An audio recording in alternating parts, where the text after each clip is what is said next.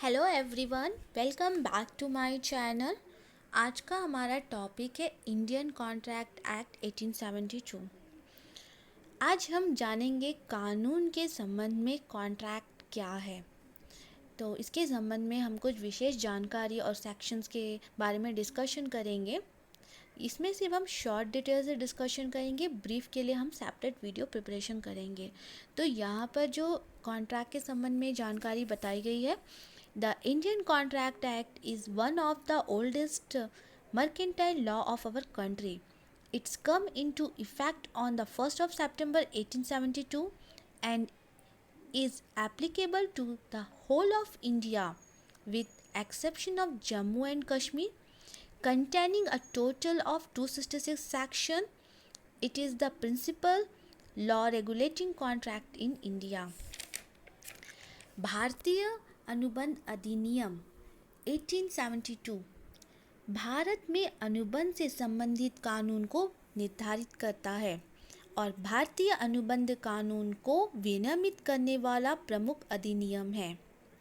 अधिनियम अंग्रेजी common law के सिद्धांतों पर आधारित है। यह भारत के सभी राज्यों में लागू है। यह उन परिस्थितियों को निर्धारित करता है जिसमें अनुबंध द्वारा पार्टियों द्वारा किए गए वादे कानूनी रूप से बाध्यकारी होंगे।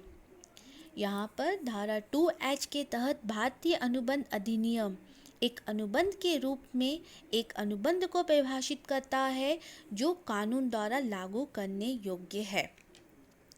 तो यहाँ पर जो डेफिनेशन दी गई है सेक्शन 2H में, वो क्या है? The Indian contract act defined a contract as an agreement which is enforceable by law. अनुबंध अधिनियम इंडियन कॉन्ट्रैक्ट एक्ट 1872 अपने खंड 2H के तहत अनुबंध शब्दों को कानून द्वारा लागू करने योग्य के रूप में परिभाषित करता है। दूसरे शब्दों में हम यह कह सकते हैं कि एक अनुबंध एक ऐसी चीज है जो भूमि के कानून द्वारा एक समझौता और लागू करने योग्य है। यहाँ पर जो कॉन्ट्रैक्ट है इसके 2 पार्ट्स है। फर्स्ट पार्ट में आप सेक्शन 1 to 75 डिस्कशन करेंगे और सेकेंड पार्ट में हम डिस्कशन करेंगे सेक्शन 124 to 238। तो यहाँ पर जो सेक्शन 1 to 75 पार्ट 1 का है वो क्या है? The first part section 1 to 75 deal with general principles of law of contract and therefore applies to all contract irrespective of their nature. And second part section 124 to 238 deal with certain special kind of contract, example indemnities and guarantee bailment plays an agency enforceable by law. तो यहाँ पर जो हम first part discussion करने जा रहे हैं 1 to 75 जो सेक्शन है, हम इसकी जस्ट बेसिक इंफॉर्मेशंस शेयर करेंगे क्योंकि इसके सेक्शन का सब अपना सेपरेट इसमें डिस्क्रिप्शन है जो कि बहुत लेंदी है, जो कि एक वीडियो में समझाना पॉसिबल नहीं है। तो यहाँ पर हम जो है इसके शॉर्ट डिटेल्स डिस्कशन करते हैं। तो सेक्शन फर्स्ट में जो आपका स्टार्ट होता है 1 to जो 16 तक है 19 तक है, यहाँ पर मोस्टली आपको इसके संबंध में इंट्रोडक्शन रहेगा, जैसे कि short title, interpretation clauses, communication acceptance and revocation, communication when completed, revocation of proposal acceptance, revocation how made, acceptance must be absolute, acceptance by performing conditions and receiving consideration, promises expresses and implied, what agreements are contract, who are competent to contract, who is sound mind for the purpose of contracting, concern defined, pre-concern defined, coercion, influence defined, fraud, in representation defined. तो यहाँ तक जो है ये आपका basic information आ जाता है।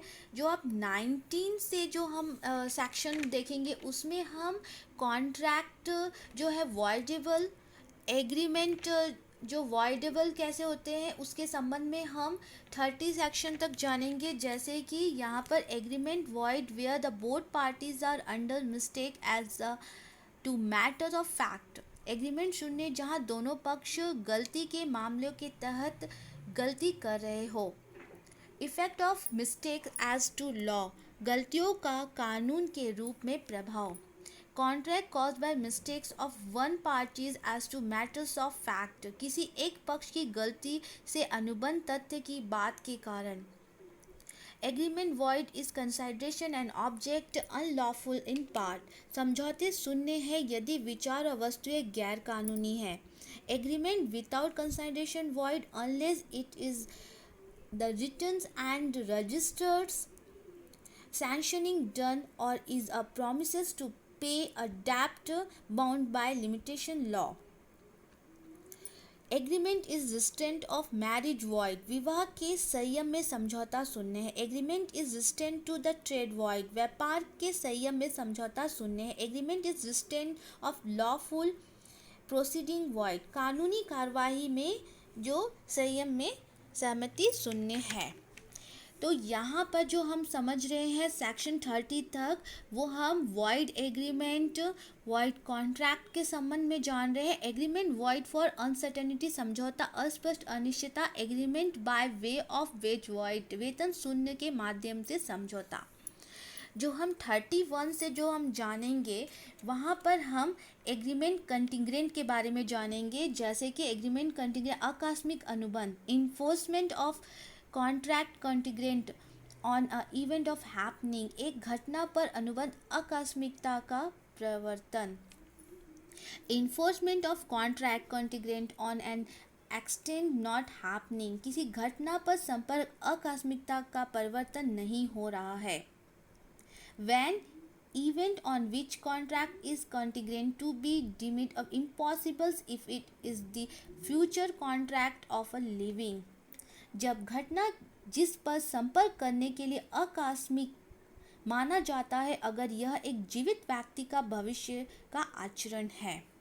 तो यहाँ पर हम टोटल सेक्शन 36 तक हम एग्रीमेंट कंटिंजेंट के बारे में डिस्कशन कर रहे हैं। Agreement contingent and the impossible event void, असंभव घटना पर समझौता आकस्मिक है। इसके बाद हम रिफ्यूजल्स के संबंध में जानेंगे सेक्शन 31 से। Obligations of parties to contract, अनुबंध करने के लिए पार्टियों का दायित्व। Effect of refusal to accept offers of performance, प्रदर्शन के प्रस्ताव को स्वीकार करने से इनकार करने का प्रभाव। उसके बाद हम जो स्टार्ट करेंगे सेक्शन 40 से, यहाँ पर प्रॉमिसर के संबंध में हम डिस्कशन करेंगे कि किस प्रकार से वादा किया जाता है देनदारों के द्वारा से। तो इसके संबंध में कैसे, the person by whom promise is to be perform, तीसरे व्यक्ति से प्रदर्शन को स्वीकार करने का प्रभाव। Effect of accepting performance from third person, संयुक्त देनदारियों का विचलन। Devocation of joint liabilities. Any one of the joint promises may be complied to perform. Effect of release of one of the joint promiser, एक संयुक्त promoter की रिहाई का प्रभाव। Development of the joint rights, संयुक्त अधिकारों का विकास। Times of performance of promise where no apps, वादे के प्रदर्शन के लिए समय जहां कोई एप्लीकेशन नहीं है। Times and place for performance of promise where the time is specified when no application to be made, वादे के प्रदर्शन के लिए समय और स्थान जहां समय निर्दिष्ट किया गया है और कोई आवेदन नहीं किया जाना है। Place for the performance of promisee where no application to be made and no place fixed for performance. Performance is manners or act times and prescribed or sanctioned by promisee. उसके बाद यहाँ पर जो हम आगे डिस्कशन करेंगे, हम section 52 से जो स्टार्ट होगा, यहाँ पर परफॉर्मेंस के संबंध में है और यहाँ पर जो किस प्रकार से लीगल एक्शंस लिए जाते हैं और किस प्रकार से उसको पेमेंट करना होता है। फॉर एग्ज़ाम्पल जैसे कि आपका order of performance of reciprocal promise, party की घटना को रोकने की जिम्मेदारी जिस पर अनुबंध को प्रभावती है। करना है। Liability of party preventing event on which is the contract is to take effect. उस वादे के अनुसार जो प्रभाव जो पारस्परिक वादों से संपर्क में किया जाना है। Effect of failure to perform at the fixed times in contract in which the time is essential. संपर्क में निश्चित समय पर प्रदर्शन करने में विफलता का प्रभाव जिसमें समय आवश्यक है। Agreement to do impossible act असंभव कार्य करने के लिए बढ़ोतरी। अल्टरनेटिव प्रॉमिस और one which breach being illegal. वैकल्पिक वादा एक शाखा अवैध है। एप्लीकेशन ऑफ पेमेंट वेयर डेब्ट to be discharge is indicated. भुगतान का आवेदन जहां ऋणों का निर्वाह किया जाना है।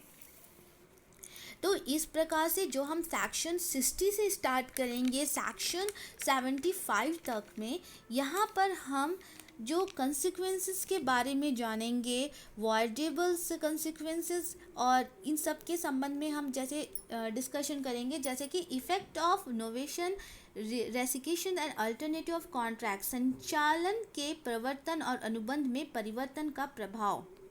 Consequence of restriction of an voidable contract एक शून्य संपर्क के परिणाम।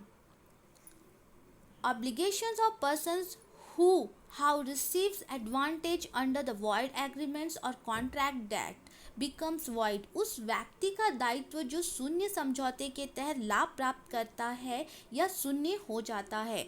मेड ऑफ कम्युनिकेशन और revoking recession of voidable contract। Effect of neglect of promise to afford promise responsible facilitators for performance. प्रदर्शन के लिए वादा करने वालों को उचित सुविधा देने के वादे की उपेक्षा का प्रभाव। Claim for necessary supply to persons incapable contracting on his contract. Reimbursement of persons paying money due to another in payment of which he is interested. किसी अन्य व्यक्ति द्वारा भुगतान के कारण पैसे का भुगतान करने वाले व्यक्ति की क्षतिपूर्ति जिसमें वह रुचि रखता है। Obligation of person enjoying benefit of non guarantor act. गैर कृतज्ञता अधिनियम का लाभ लेने वाले व्यक्ति का दायित्व। Responsibility of finder of good. माल खोजने वाले की जिम्मेदारी। Liability of person to whom money is paid or things delivered by mistakes on which under concern। उस व्यक्ति की देनदारी जिसे पैसे का भुगतान किया जाता है या गलती से या जबरदस्ती के तहत दिया गया सामान। कंपनसेशन फॉर लॉसेस और damages caused by breach of contract. अनुबंध के उल्लंघन के लिए क्षतिपूर्ति जहां के लिए स्थायी रूप से निर्धारित किया गया है। Compensation of breach of contract here penalty stipulated for। मुआवजे के हकदार अनुबंध को आंशिक रूप से सही तरीके से बचाया जा सकता है।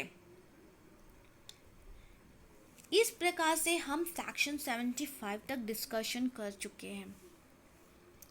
तो इसके बाद जो हम डिस्कशन करेंगे वो है सेल्स ऑफ गुड्स। यहाँ पर सेक्शन 76 टू 123 ये सेल्स ऑफ गुड्स के संबंध में है। तो यहाँ सेल्स ऑफ गुड्स क्या होता है? Sales of commodities constitute one of the important type of contract under the law in India. India is one of the largest economy and also a great country where and this has adequate check and measure to ensure the safety and prosperity of its business and commerce community. Here we shall explain the Sales of Goods Act 1930 which define and status terms and related to the sales of goods and exchange of commodities। इसका मतलब है वस्तुओं की बिक्री भारत में कानूनों के तहत महत्वपूर्ण प्रकार के अनुबंध में से एक है। भारत सबसे बड़ी अर्थव्यवस्थाओं में से एक है और यह भी एक महान देश है जहां और इस प्रकार अपने व्यापार वाणिज्य समुदाय की सुरक्षा और समृद्धि सुनिश्चित करने के लिए पर्याप्त जांच और उपाय है। वस्तुओं की बिक्री और वस्तुओं के आदान प्रदान से संबंधित शर्तों को परिभाषित करता है। तो इस प्रकार से sales of goods section 76 to 123 में डिस्क्राइब किया गया है। इसके बाद सेक्शन 124 टू 238 ये section deal with certain special kind of contract indemnity guarantee bailment pledge and agent. तो यहाँ पर जो सेक्शन है 124 टू 238 ये बहुत ही बड़ा सेक्शन है। इसमें हर एक पार्ट को सेपरेटली डिफाइन किया गया है। जैसे कि आपका जो यहाँ पर सेक्शन 124 है, 124 टू जो सेक्शन स्टार्ट होता है 124 टू 125 ये इंडिमनिटी है, जैसे कि कॉन्ट्रैक्ट ऑफ इंडिमनिटी क्षतिपूर्ति का संपर्क। 125 में right of indemnity holders when sued मुकदमा करने पर क्षतिपूर्ति धारक के अधिकार। उसके बाद गारंटी स्टार्ट हो जाता है, जैसे कि 126 में contract of guarantee surety principal debtors and creditor. Guarantee जमानत प्रिंसिपल देनदार और लेनदार का अनुबंध है। कंसाइडरेशन फॉर गारंटी के लिए विचार करें। कंटिन्यूइंग गारंटी निरंतर guarantee, revocations of continue guarantee निरंतर गारंटी का निरासरण, revocation of continue guarantee by surety death निश्चित मृत्यु पर निरंतर गारंटी का निरासरण। Liability of two person primarily liable and not affected by agreement between them that one shall be safety on other default। मुख्य रूप से उत्तरदायी दो व्यक्तियों की देयता उन व्यवस्थाओं से प्रभावित नहीं होती है जो किसी अन्य चीज पर सुनिश्चित होगी। Discharge of safety bye release और डिस्चार्ज ऑफ प्रिंसिपल डेबिटर मुख्य ऋणी के भरोसे या डिस्चार्ज द्वारा निश्चितता का निर्वहन। Discharge and safety when creditor compounds with give time to or agrees not to sue the principal debtors. जमानत का निर्वाह जब लेनदार समय के साथ समझौता करता है या मुख्य देनदार पर मुकदमा ना करने के लिए सहमत होता है। Discharge of safety by creditors act और प्रोमिसेस इम्पेयरिंग सेफ्टी इवेंचुअल रिमेंडी लेनदारों द्वारा निश्चितता का निर्वाह अधिनियम या दोषपूर्ण घटना के उपाय को छोड़ना। उसके बाद हम जो भी गारंटर्स के संबंध में हम जानेंगे वो 140 से जो स्टार्ट होगा ये कंटिन्यू आपका रहेगा 145 तक। यहाँ पर हम पूरा गारंटर के संबंध में जानेंगे। Right of safety on payment or performance भुगतान या प्रदर्शन पर जमानत के अधिकार। Safety right to benefit of creditor and security लेनदारी की सुरक्षा का लाभ मिलता है। Guarantee obtain by misrepresentation invalid गलत बयानी द्वारा प्राप्त गारंटी अमान्य है। Guarantee obtain by invalid guarantee अमान्य द्वारा प्राप्त की गई है। Guarantee on contract that creditor shall not act on it until co security join संपर्क पर गारंटी है कि लेनदार उस पर कार्रवाई नहीं करेगा जब तक कि यह सहजमानत जब्त ना हो जाए। इम्प्लाइड प्रॉमिस टू इंडिमनिटी सिक्योरिटी क्षतिपूर्ति सुनिश्चित करने के लिए निहित वचन। उसके बाद हम जो बैलियामेंट के बारे में जानेंगे, बैली के बारे में, वो 148 से शुरू होता है, जैसे कि बैलियामेंट बॉयलर एंड बॉयली जमानत और जमानत। Delivery to the bailee how made कैसे बनाया जमानत के लिए वितरण। Bailor duty to disclose faults in goods bailed जमानत माल देने में दोष का खुलासा करने के लिए जो उसके कर्तव्य है। Care to be taken by bailee, उबालने के लिए देखभाल। Bailee when not liable for losses etcetera of things of bailee, bailee जब नुकसान के लिए उत्तरदायी नहीं है आदि। Termination of bailment by bailee act inconsistent with condition, जमानदारों द्वारा जमानत की समाप्ति शर्तों के साथ असंगत। Effect of mixture without bailor consent when the goods can be separated, माल को अलग किए जाने पर बिना जमानत के सहमत के मिश्रण का प्रभाव। Restriction of good lent and gratuitously, अच्छी तरह से आभार व्यक्त की बहाली। Bailee responsible when goods are not duly return, सामान की विधिवता वापसी नहीं होने पर जमानत की जिम्मेदारी। टर्मिनेशन ऑफ गारंटियस बॉयलियमेंट बाय डेथ, मौत के कारण गंभीर जमानत की समाप्ति। तो यहाँ पर जो बॉयली और बॉयलर के बारे में बताया गया है, यहाँ पर जो बैली है, बैलर इनिशिएटेड टू इंक्रीज और प्रॉफिट फ्रॉम गुड्स बॉयलेड, मतलब जमानत के हकदार माल में वृद्धि या लाभ से लाभ।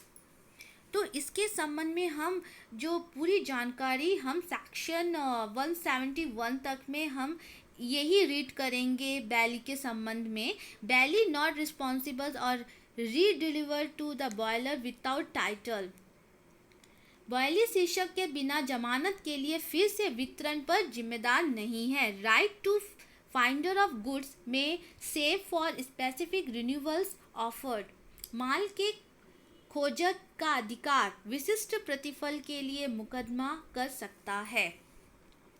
बॉयली पर्टिकुलर्स लाइन, बॉयलर विशेष ग्रहणाधिकार।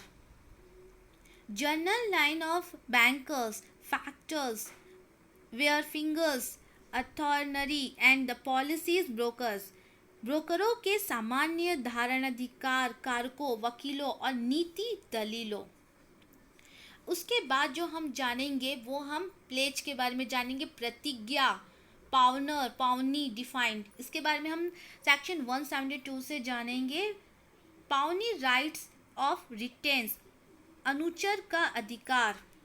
पावनी not to retain for debts और promises other than that for which goods pledge and presumption in care of subsequent advantage, ऋण के लिए बनाए रखने के लिए या इसके अलावा अन्य वादा ना करके जिसके लिए माल ने बाद में सलाहकार की देखभाल के लिए प्रतिज्ञा की।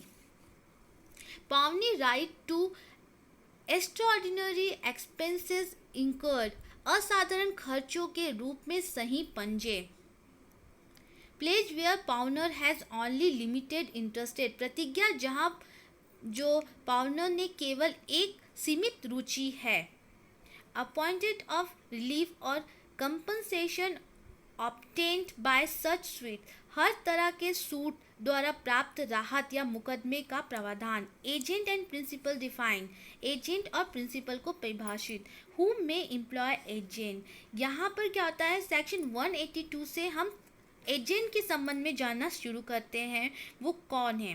Who may be an agent, जो एक एजेंट हो सकता है। कंसाइडरेशन नॉट नेसेसरी, विचार आवश्यक नहीं है। Agent authority may be expressed और इम्प्लॉयड, एजेंट पदाधिकारी व्यक्ति या निहित हो सकता है। Definition and expresses an implied authority, व्यक्त और निहित अधिकार को परिभाषित किया गया है। एजेंट के संबंध में पूरा हम लास्ट तक यही समझेंगे। यहाँ पर एजेंट का इन्वॉल्वमेंट हो जाता है इस सेक्शंस में और ये सबसे इंटर रिलेटेड रहता है। एक्सटेंड टू एजेंट अथॉरिटी, एजेंटों के अधिकार की सीमा। Agent authority is an emergency, एक आपात स्थिति में एजेंट प्राधिकरण। Agent duty is naming such person, ऐसे व्यक्ति के नामकरण में एजेंट की duty. Right of person as to act done for him without his authority effect of ratification, अनुसम्मत के अपने अधिकार प्रभाव के बिना उसके लिए किए गए कृतज्ञों के रूप में व्यक्ति का अधिकार। Effect of ratifying unauthorised act forming part of transaction, लेन देन का हिस्सा बताने वाले अनाधिकृत अधिनियम में अनुसम्मत का प्रभाव। टर्मिनेशन ऑफ एजेंसी, एजेंसी की समाप्ति। Revocations where authority has been partly and exercised, निरासरण जहां अधिकार आंशिक रूप से प्रयोग में किया गया है। रेवोकेशन एंड रिम्यूनरेशंस बाय एक्सप्रेस्ड और इम्प्लॉयड, निराशरण और त्याग को व्यक्त या निहित किया जाता है। Agent duty and terminations of agency bye principles death और इनसर्टेनिटी, प्रमुख मृत्यु या पागलपन द्वारा एजेंट की समाप्ति पर एजेंट शुल्क। तो इस प्रकार से यहाँ पर जो भी सेक्शन है ये पूरा एजेंट से संबंध में है। और इसके बाद जो हम पढ़ेंगे, हम सेक्शन जो है 225 से हम कंसिक्वेंसेस के बारे में जानेंगे, जैसे कि कंसिक्वेंसेस, कंपनसेशंस, वो सब क्या है। जैसे कि compensation to agent for injury caused by principal's neglect, प्रमुख उपेक्षा के कारण चोट के लिए एजेंट को मुआवजा। Enforcement of consequence of agent contract, agent के अनुबंध का प्रवर्तन और परिणाम। Consequence of notice given to agent, agent को दिए गए नोटिस के परिणाम। Agent can not personally enforce nor be bound by any contract or any behalf of principal, agent व्यक्तिगत रूप से लागू नहीं कर सकता और ना ही प्रिंसिपल्स की ओर से अनुबंध द्वारा बाध्य किया जा सकता है। Right of parties to contract made by agent not disclosed, agent द्वारा किए गए अनुबंध के लिए पार्टियों के अधिकारों का खुलासा नहीं किया जा सकता। Performance of contract with agent supposed to be principals, agent के साथ अनुबंध का प्रदर्शन प्रिंसिपल माना जाता है। Right of person dealing with agent personally liable, agent के साथ व्यक्तिगत रूप से उत्तरदायी व्यक्ति का अधिकार। Liability of principals introducing believe that agent authorised act were authorised, principal उत्प्रेरण के दायित्वों के अनाधिकृत कृत्यों को अधिकृत किया गया है। Effect and agreements of misrepresentation और the fraud by agent, agent द्वारा गलत बयान या धोखाधड़ी के समझौते पर प्रभाव। तो यहाँ तक 238 तक हमने डिस्कशन कर लिया है कि इंडिमनिटी, गारंटी, बैलियरमेंट, प्लेज और एजेंट, ये सब क्या है। अब इसके बाद जो सेक्शन है वो 239 to 266 है, जो कि इंडियन पार्टनरशिप एक्ट में आता है, चैप्टर 11 में। तो यहाँ पर पार्टनरशिप क्या है, तो पार्टनरशिप का मतलब होता है partnership as a relation between two or more person who agree to share the profit of a business run by them all or by one or more person acting for them all. दो या दो से अधिक व्यक्ति के बीच एक संबंध के रूप में साझेदारी, जहां उन सभी द्वारा चलाए जा रहे व्यवसाय के मुनाफे की साझा करने के लिए सहमत है, या एक से अधिक व्यक्ति उन सभी के साथ अभियान करते हैं, जैसा कि मैंने पिक्स में आपको शो किया है। तो इस प्रकार से ये इंडियन पार्टनरशिप एक्ट के अंतर्गत आता है। Thank you so much to watching us. हम फिर मिलेंगे आपसे नेक्स्ट वीडियोस के साथ में, तब तक के लिए धन्यवाद।